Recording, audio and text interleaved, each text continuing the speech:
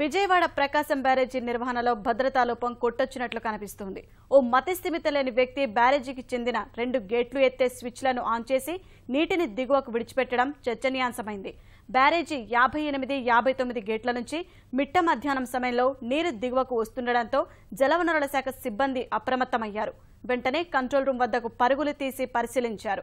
బ్యారేజీ గేట్ల నియంత్రణ గదిలో 2 స్విచ్లు ఆన్ చేసి ఉండడం వల్లే గేట్లు పైకి లేచి నీరు దిగువకు వచ్చిన విషయాన్ని గుర్తించి వెంటనే గేట్లను ఆపివేశారు. ఓ మతిస్థిమితం లేని వ్యక్తి ఈ పని చేసినట్లు జలవనరుల శాఖ సిబ్బంది గుర్తించి పోలీసులకు అప్పగించారు. బ్యారేజీ ఏఈ రవికిరణ్ ఇచ్చిన ఫిర్యాదుపై పోలీసులు కేసు నమోదు చేశారు.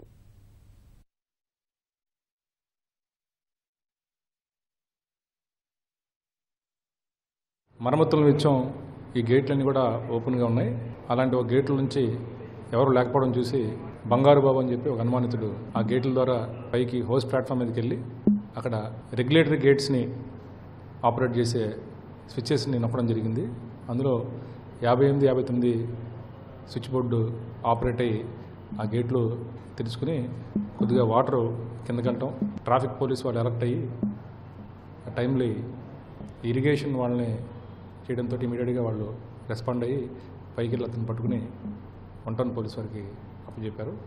ప్రస్తుతానికి అతను కొంచెం పొంతలేని మాటలో సమాధానాలు చెప్తున్నాడు. అతను గుంటూరు జిల్లా పిడుగురాళ్ళ మండలం చూశానని చెప్తున్నాడు. సుమారుగా 45 సంవత్సరాలు ఉంటుంది. సడన్గా వాటర్ రావడం గమనించి మేము ఇక్కడ కింద అప్పుడే లంచ్ కానీ వెళ్తున్నాము. సడన్గా వాటర్ డౌన్ స్ట్రీమ్ సైడ్ రావడం గమనించి వెంటనే పరుగులెత్తుకుండా పైకెత్తి అక్కడికి వెళ్ళేలోపు ఇంకోటి కూడా ఆన్ చేయబడ్డాడు. వెంటనే వాడిని పోలీసులకు అప్పచెప్పి మేము వెంటనే క్లోజ్ చేసామండి. 5 మినిట్స్లో మొత్తం అంతా క్లోజ్ చేస్తాం.